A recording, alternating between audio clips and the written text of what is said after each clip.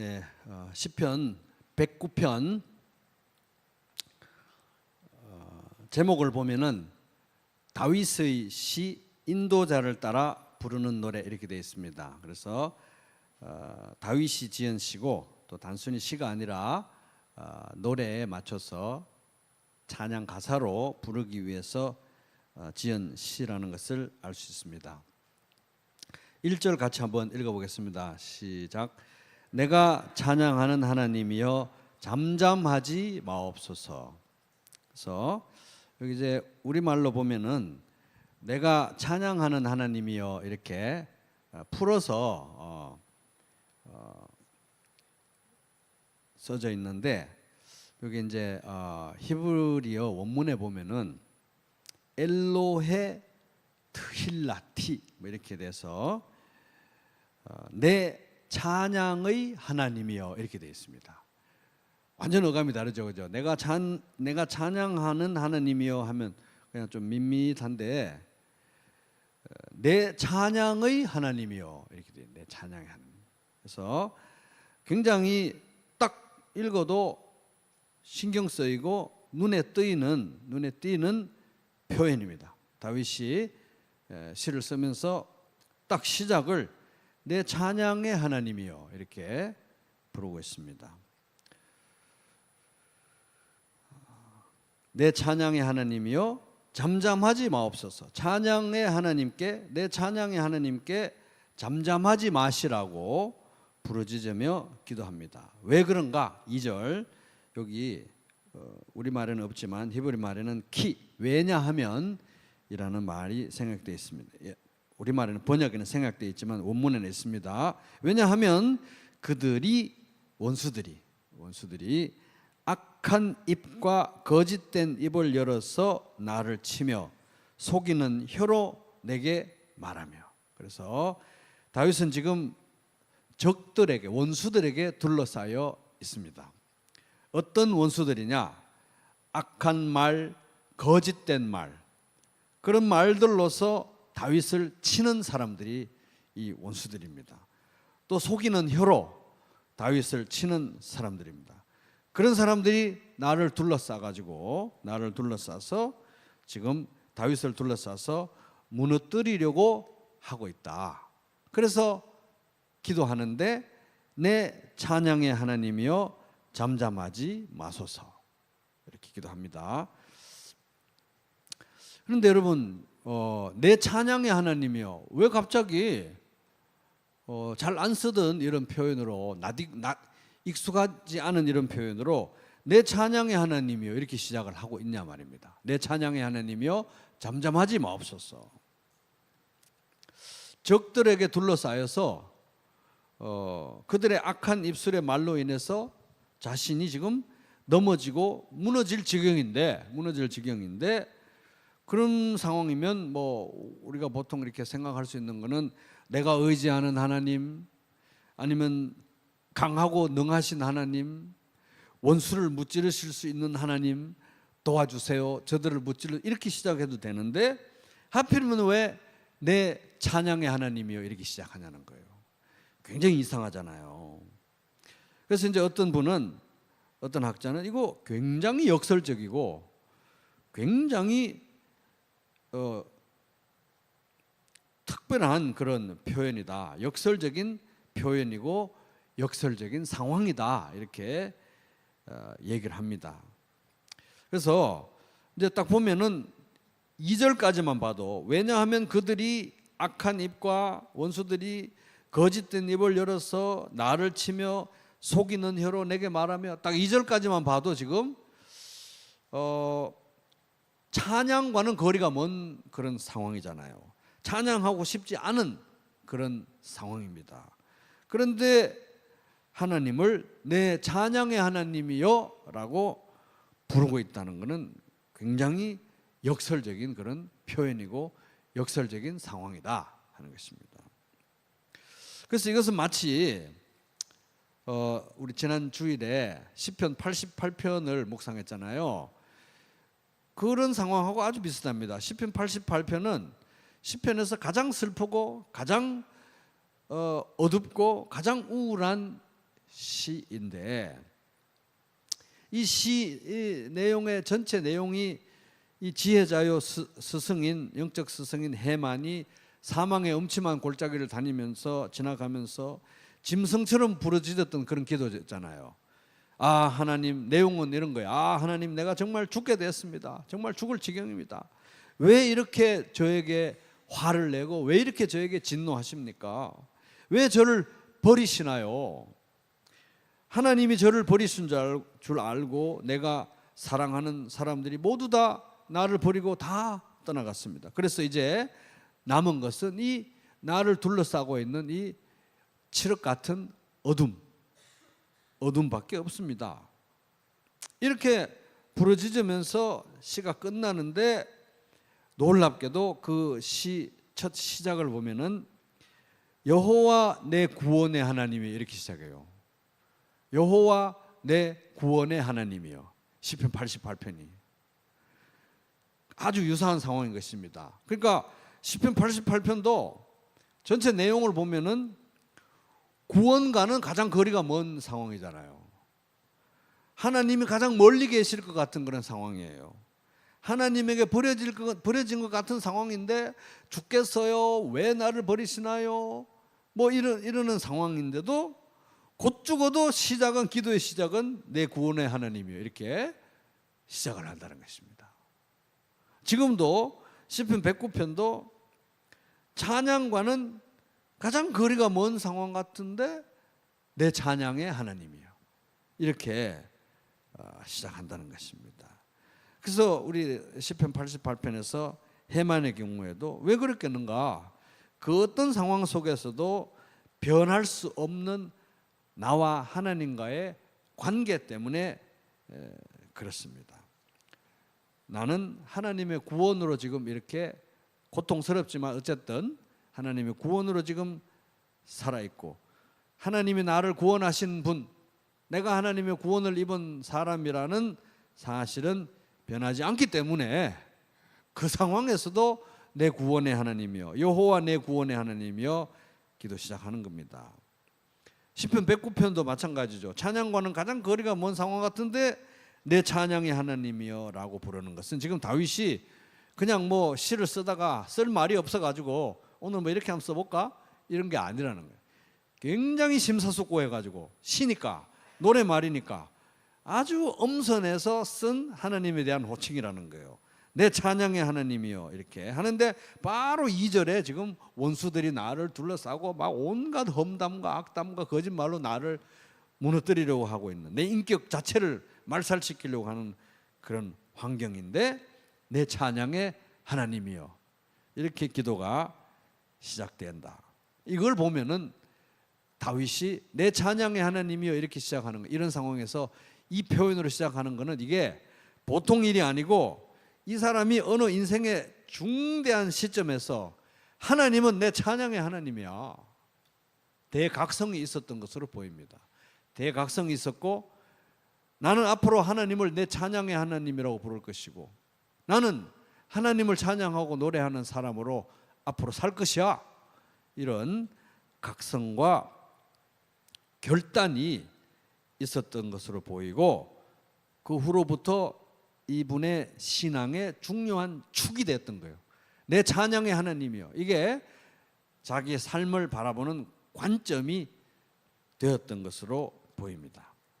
그러니까 이 시에 제일 눈에 띄는, 우리가 어떤 사람의 시집을 사서 시를 딱 보면 첫 줄이 제일 눈에 띄잖아요. 첫 줄이 벌써 시시하면 우리 시 안 읽잖아요, 그죠? 첫 줄이 와, 어떻게 이런 표현이 나오지? 읽게 되듯이 첫 줄이 제일 중요한데 내 찬양의 하나님이요, 뭔가 중대한 계기가 있었던 것으로 보인다는 것입니다.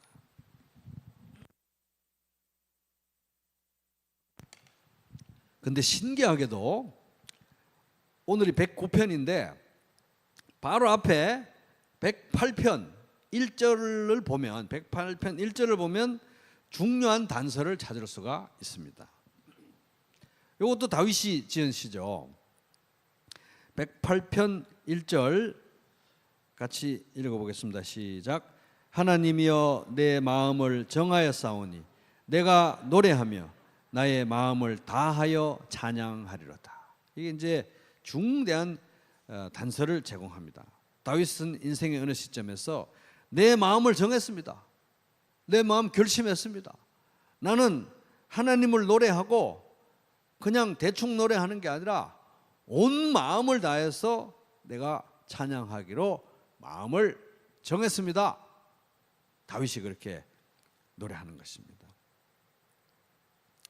나는 평생 하나님을 노래하는 시를 쓸 것이고 그것을 노래하는 가사로 내가 쓸 것이고 온 마음을 다해서 내가 하나님을 노래하는 그런 인생을 살 거야.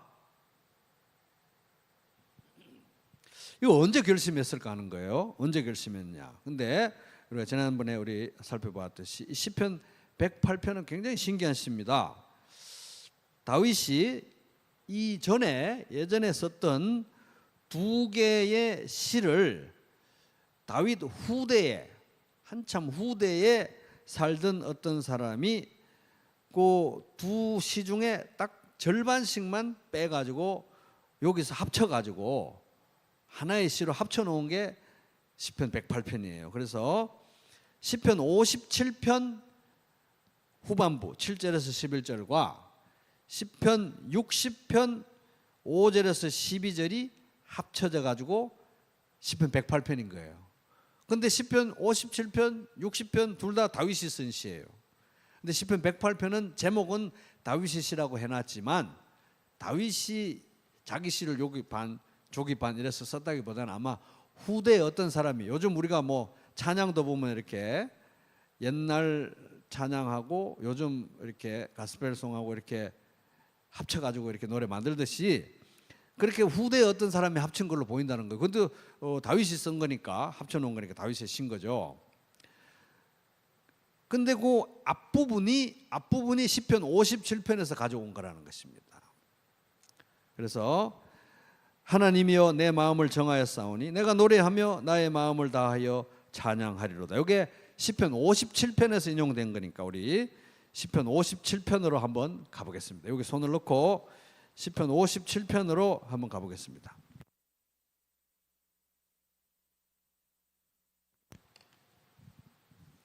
시편 57편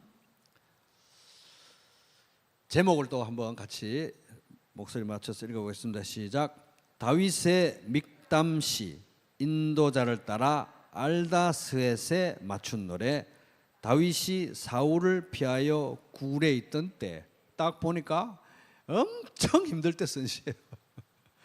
다윗이 자기를 잡아 죽이려고 그러고 자기는 도망가다가 어디 잘 데도 없어가지고 굴에 숨어 있는데 다윗이 굴에 숨어 있는데 사울이 다윗을 잡아 죽이려고 쫓아다니다가 대변이 마려워가지고 굴을 보고 동굴 입구에서 대변을 놓는데 그 동굴에 숨어 있었잖아요. 그래가지고 몰래 다가가서 옷 기퉁이를 이렇게 잘라가지고 나중에 이제 증표를 보여주려고 했는데 그것도 자기가 죄책감이 느끼고 막 마음이 아파가지고 막 이런 찌질한 그 삶을 살 때 이 사람이 그 동굴에서 대변 냄새 나는 동굴에서 쓴 시가 바로 시편 58편이라는 거예요.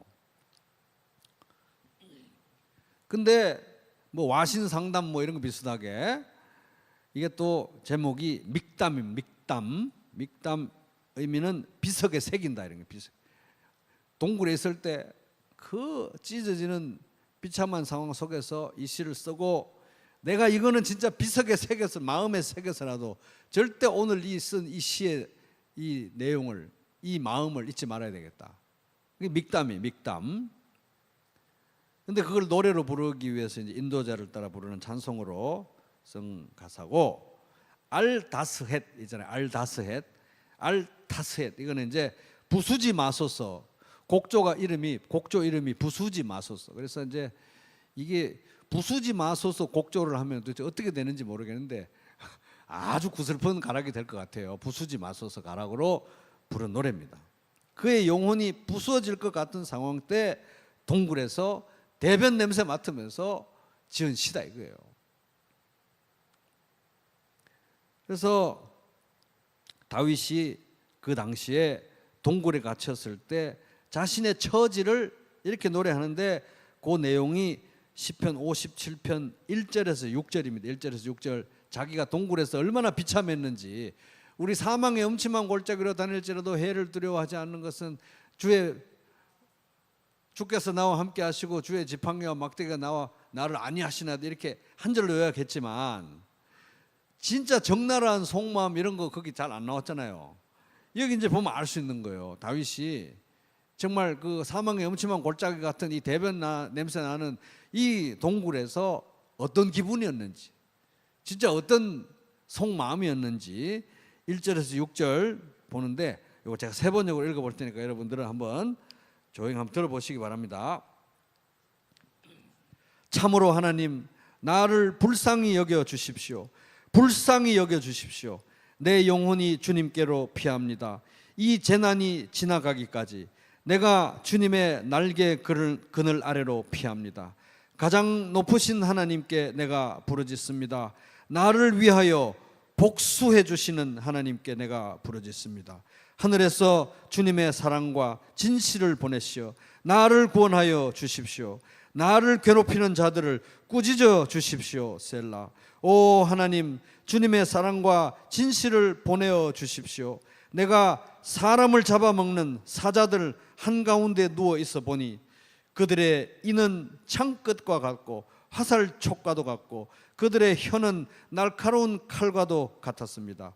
하나님, 사울 폐하, 주님의 기름 부은 자를 받은 자를 제가 어찌 죽이겠습니까? 이렇게 하고 막 하잖아요. 그거는 이제 정말 엄청난 통제력을 가지고 성령의 인도하신 가운데 해야 될 말을, 도리를 지키면서 한 말이고, 그때 이 다윗의 이 내면에 부글부글 끓는 마음은 바로 이렇다는 거예요.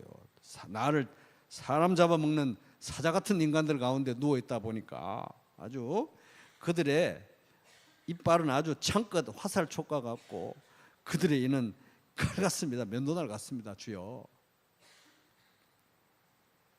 그들을 좀 꾸짖어 주십시오. 막 이렇게 기도하고 있는 거잖아요. 하나님한테는 그렇게 기도하고 또 사울에게는 도리를 다해서 또 할 일을 다 하고 그러고 있는 것입니다. 그런 동굴에서 그런 살떨리는 생활을 하면서 다윗이 자신의 인생의 방향을 송두리째 바꿔놓는 어마어마한 거대한 결심을 하는데, 그게 시편 57편 7절 그대로 인용된 게 시편 108편 1절이 되는 것입니다. 이게 57편 7절 같이 한번 읽어보겠습니다. 시작. 하나님이여, 내 마음이 확정되었고 내 마음이 확정되었사오니 내가 노래하고 내가 찬송하리다. 그 대변 냄새나는 동굴에서 내 마음이 확정되고 내 마음이 확정돼. 두 번 확정되고 확정됐습니다. 결심했습니다. 주여, 내가 이 우울한 현실에 함몰되고 내가 무너져 내리지 않을 것입니다. 저는 주님을 바라보고 독수리처럼 올라갈 거예요. 확정되고 확정됐습니다. 어떤 상황에서도 제가 주님을 노래하고 찬양하는 인생을 살겠습니다. 그래도 확정되고 확정되었사니 두 번 했잖아요. 여기 이제 시편 108편으로 오면은 이제 확정되고는 한 번 나오는데 대신 그 뒤에 내 마음을 다하여 찬양하겠습니다. 이렇게 약간 다르게 옮겨 놓은 거예요. 온 마음을 다해서 내가 찬양하겠다고, 확정되고 확정됐습니다. 이렇게 얘기하는 것입니다. 그러니까 자기는 거기서 인생이 완전 마음이 뒤틀어지고 꼬여가지고 비관적이고 냉소적이고 그런 사람으로 갈 수도 있었지만, 나 여기서 성령의 도우심 가운데 성령이 다윗의 마음을 터치를 하니까 나 여기 무너지지 않을 거야. 나는 하나님을 찬양하는 인생을 살 거야. 하나님 앞에서 결심을 하는 것입니다. 그리고 나는 알 수 없지만, 내가 앞으로 내 인생이 어떻게 펼쳐질지 모르지만 하나님 나라와 그의 의를 먼저 구할 때 하나님의 뜻이 내 삶 가운데 이루어지고 하나님의 통치가 내 삶 가운데 이루어지는 것을 나는 지금 다 볼 수는 없지만 한 걸음씩 한 걸음씩 따라가면서 저도 그 일부가 되겠습니다. 결심한 겁니다. 이 결심이 다 성공하고 나서, 편해지고 나서, 안정되고 나서 한 게 아니라 하여튼 제일 우울할 때, 사망의 음침한 골짜기 같은 그 냄새나는 동굴에서 이루어진 것입니다. 그래서 이걸 이제 시편 108편 저자는 아마도 내용 전반을 봤을 때 포로 후 공동체 사람이 쓴 것으로 보여요. 뭔가 하나님이 응답을 하고 뭔가 하나님이 역사를 했는데 현실이 너무 초라해요. 아직 이루어질 게 너무너무 많아요. 갈 길이 너무 멀어서 뭔가 하나님이 응답하고 이루어 주셨는데 이거 이래가지고 끝까지 가실 수 있을까, 이런 막 답답한 상황에서 우리 여기서 이런 식으로 떨지 말고 하나님을 찬양하는 걸로 마음을 먹자. 다윗처럼 그렇게 하자. 확정되어 싸우니 이런 정신이 지금 이 시대 정신이다. 우리가 이렇게 살아야 될 시대다라고 하고 다윗의 시를 가져와서 2개를 가져와서 그렇게 시를 지었던 것입니다.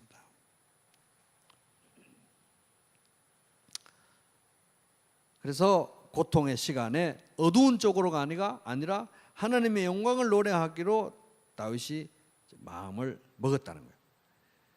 그러니까 다시 시편 109편으로 돌아오면은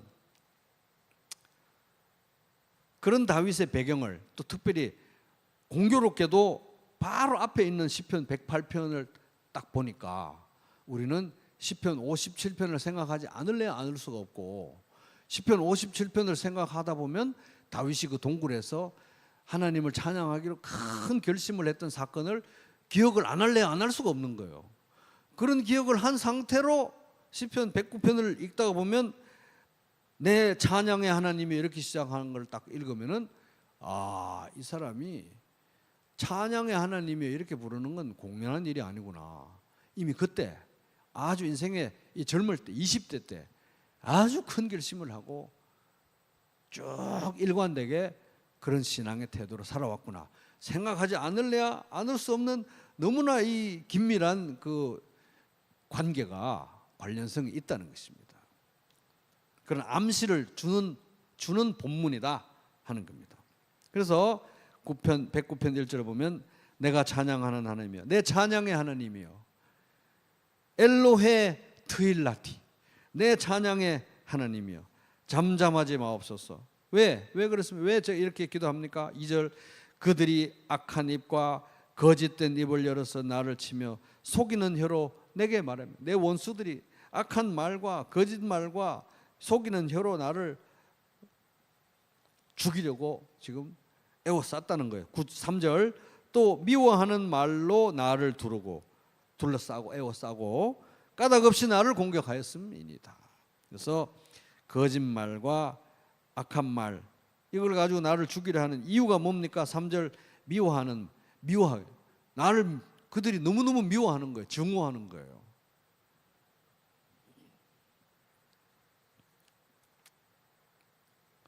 근데 미워하는 것도 뭐 어떤 내가 잘못을 해서 이유가 있게 미워하면 좀 납득이나 되는데 까닭 없이 나를 공격한다는 겁니다. 까닭 없이, 아무 이유 없이, 정당한 근거도 이유도 없이 나를 증오하고 나를 공격합니다. 포위되었습니다. 그러니 내 찬양의 하나님이여 잠잠하지 마소서. 잠잠하지 마소서.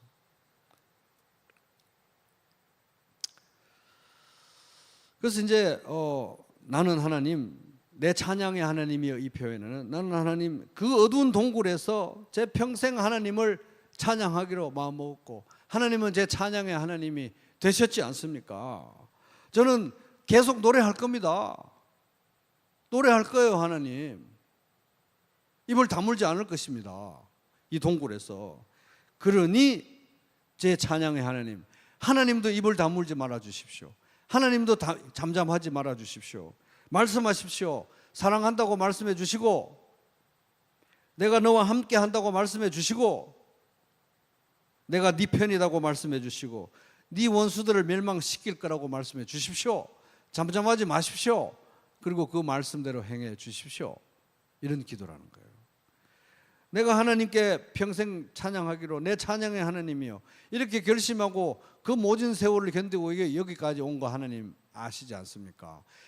제 인생 속에서 하나님이 찬양 받으시고 영광 받으시기를 내가 그토록 원하고, 제가 물론 약하고 불완전하고 넘어질 때도 많았지만 그걸 그렇게 원했지 않습니까? 근데 지금 원수들이 나를 에워싸서 나를 죽이려고 하고 내가 옴짝달싹 못하니까 이러다가는 하나님께 영광이 안 될 것 같습니다. 제가 기쁘게 하나님을 다시 찬양할 수 있도록 저를 회복시켜 주시고 살려주십시오. 내 찬양의 하나님이요, 이렇게 부르짖고 있는 것입니다. 4절, 나는 사랑하나 그들은 도리어 나를 대적하니 나는 기도할 뿐이라. 야, 이건 멋지지 않습니까? 그죠? 나는 사랑했는데 그들은 내 사랑을 악으로 갚고 증오로 갚고 거짓말로 갚고 죽이려고 하고 있는데, 정말 내가 어떻게 할 방법이 없는데 나는 기도할 뿐이라. 난 기도하겠습니다. 기도하겠다는 거예요. 공격이 너무 전방위적이어 가지고 제가 어떻게 할 수가 없습니다. 그러나 나는 기도하겠습니다. 나는 기도할 뿐이라. 이러고 보면은 1절에서 4절까지 읽었는데 벌써 찬양과 기도, 감사와 기도가 이렇게 딱 같이 가는 거 볼 수가 있죠. 그러고 보면은 이 고난의 때에, 고통의 시간에 기도하고 찬양하고 기도하는 이 영적 전통이 무슨 최근에 누가 만들어낸 것이 아니라 이렇게 오래됐다는 거예요. 벌써 수천 년 전에 다윗의 시대에 이미 있었다는 것입니다. 한밤쯤 되어 바울과 실라가 기도하면서, 빌립보 감옥에 갇혔을 때 바울과 실라가 기도하면서 하나님을 찬양하는 노래를 부르고 있는데 죄수들이 듣고 있었다. 복음 전하다가 잡혀가지고 감옥에 갇혀가지고 어떻게 할 수가 없는 상황이 되었을 때 빌립보 감옥에서 그들은 찬양하고 기도했다는 거예요. 찬양하고 기도했다. 두 가지 같이 가는 거예요. 찬양과 기도가 같이 가는 거예요. 이 찬양과 기도가 같이 가는 것은 바울이 발명해낸 새로운 신제품이 아니고 훨씬 이전에 이미 다윗의 시대에 이렇게 명쾌하게 나타난다는 거예요. 이 시편 한 절 한 절이 다 살아있는 거예요. 다.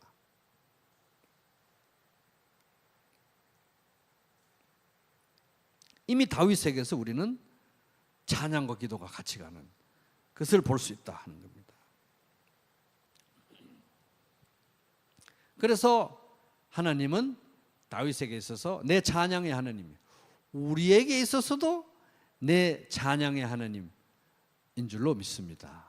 우리도 동일하게 우리에게 있어서도 하나님은 내 찬양의 하나님.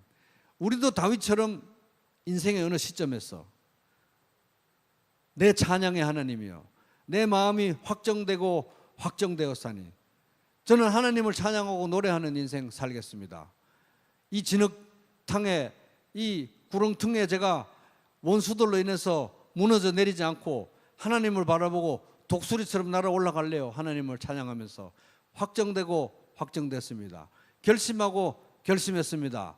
결심하기 제일 좋은 때 1번 인생이 잘 풀릴 때, 2번 가장 어두운 동굴에서 가장 짭짤하게 이익이 남는, 가장 수익이 많이 남는 결심하기 좋은 때는 바로 가장 고통스러울 때라는 것입니다.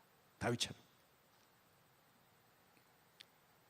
우리 찬양의 하나님, 그도 그럴 것이 우리를 구원하신 목적이 바로 우리가 하나님을 찬양하는 것입니다. 이는 그가 사랑하시는 자 안에서 우리에게 거저 주시는 바 그의 은혜의 영광을 찬송하게 하려는 것이라. 이를 위해서 우리를 구원하셨다는 거예요. 에베소서 1장 6절. 하나님의 영광, 하나님을 찬양하게 하기 위해서 우리를 구원했기 때문에, 이게 우리의 구원의 목적이기 때문에 우리는 예수님이 가르쳐 주신 대로 매일 기도하는 거예요. 하늘에 계신 우리 아버지, 이름이 거룩히 여김을 받으시오. 하나님, 제 인생 속에서 하나님의 이름이 거룩히 여김을 받는 인생을 제가 살게 해주세요. 내 찬양의 하나님, 하나님께 영광이 되는 인생을 살게 해주세요. 하나님께 찬송이 되는 인생을 살게 해주세요. 매일 기도하라고 예수님이 가르치신 것입니다. 하늘에 계신 우리 아버지 이름이 거룩히 여김을 받으시오. 찬양의 하나님, 내 찬양의 하나님인 것입니다. 요 두 개가 딱 합쳐져서 한 군데 한 절에 딱 기가 막히게 요약된 곳, 찬양과 기도가 한 군데 딱 합쳐진, 아까 그 빌립보 감옥에서 찬양과 기도했던 바울 있잖아요. 바울이 자기 편지에서 찬양과 기도를 딱 한 군데 언급한 중요한 구절이, 유명한 구절이 있지 않습니까? 아무것도 염려하지 말고 다만 모든 일에 기도와 간구로 너희 구할 것을, 그냥 구하라가 아니라 너희 구할 것을 감사함으로, 감사와 기도, 찬양과 기도 같이 가는 것입니다. 바울은 빌립보 감옥에서도 그랬고, 또 빌립보 감옥에서도 그랬는데, 이제 빌립보 성도들한테 편지할 때, 요거는 제가 준비할 때 생각했던 내용 아닌데, 빌립보 감옥에서도 그랬는데 빌립보 성도들에게 편지하면서 감사함으로 기도해라, 찬양과 기도가 같이 가게 해라. 나도 빌립보 감옥에서 그렇게 했다. 그리하면 모든 지각에 뛰어난 하나님의 평강이 그리스도 예수 안에서 너희 마음과 생각을 지키시리라. 근데 이런 영적인 맥을 바울도 그 전에 구약 성경을 묵상하면서, 특별히 성도들이, 초대교회 성도들이 시편을 엄청 사랑했거든요. 시편을 묵상하면서 배웠던 것으로 보입니다. 그래서 구원과 가장 거리가 먼 것 같은 상황에서도 우리 영적 스승이자 지혜자인 헤만은 내 여호와 내 구원의 하나님이여, 이렇게 하면서 그 다크하고 어둡고 슬프고 우울한 시를 썼고, 부르짖는 시를 썼고, 그 상황에서도 곧 죽어도 내 구원의 하나님이여, 여호와 내 구원의 하나님이여, 이렇게 시를 썼고, 또 찬양과 가장 거리가 먼 것 같은 상황에서도 다윗은 내 찬양의 하나님이여, 이렇게 부르면서 하나님을 찬양하고 하나님을 향해서 기도하고 찬양과 기도가 함께 가는 그런 인생을 살았는데, 이런 영적인 전통을 우리도 이어받아서, 이런 신앙을, 선진들의 신앙을 이어받아서 하나님을 찬양하고 기도하는 그런 복된 삶, 또 어느 동굴 같은 시점에서 내 마음이 확정되고 확정되었사니 결단하고 결심하는 삶이 되시기를 주님의 이름으로 축복합니다.